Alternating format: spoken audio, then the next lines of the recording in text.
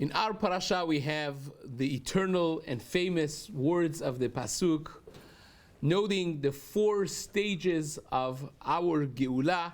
We have the 4 cups of wine, the 4 questions, the 4 sons. All of this theme of 4s that we have on night of Pesach really all starts from this pasuk, Lachen emor livnei Yisrael, ani Hashem. Go tell the Jews, says Hashem to Moshe Rabbeinu, Vehotzeti etchem mitachat sivlot Mitzrayim. I'm going to take you out from under the bondage of the Egyptians. Veitzalti etchem avodatam. I'll save you from this slavery. Vega'alti etchem bizroa netuya. I will bring salvation. I'll bring Geula to you with stretched arm. Ubishvatim gedolim, and then only in pasuk zayin it says velakachti etchem li la'am va'iti lachem lelokim. I will take you for myself as a nation. I will be your God. So these 4/5, they really are. The Heveti is not mentioned over here. They are the stages of Geula, because redemption does not happen in one instant, in one stage. There are different stages that you have to go through to be a fully redeemed, free individual. So of course, from the moment that the Makot started until we stood by Har Sinai and took the Torah, there are these 4 stages that are very important for an individual also to bear in mind. First is, Hashem says, I'm going to be Hotzeti etchem mitachat sivlot Mitzrayim. You're going to stop working for the Egyptians. We know during the 11 plus months that the Makot were going on, they were not working anymore. From the very beginning, the Sheyabud, the work that they had as slaves, stopped and ceased to be. So that is the first thing, that you have to, in order to be a free agent, you have to be, of course, not busy working for, as a slave for Paro. But that's not enough. You have to physically be out of there.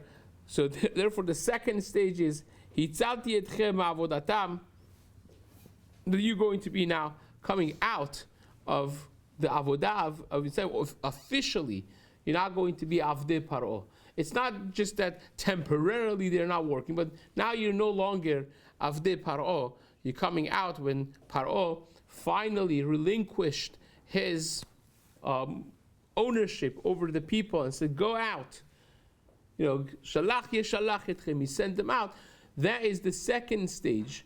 But perhaps one could argue, Vega'alti etchem bizroa netuya. The zeroa netuya of HaKadosh Baruch Hu is al Yam Suf. You have Pesach has 2 major parts to it. There is the beginning of Chag HaPesach and there is Shvi Shel Pesach. Equally important. And that is a mental release. Because up until then, they still were in their minds avadim. They see Paro coming behind them. And they're all petrified. They're right back at the slavery in their mind because they're still mentally slaves. You could be physically free, but mentally still slave.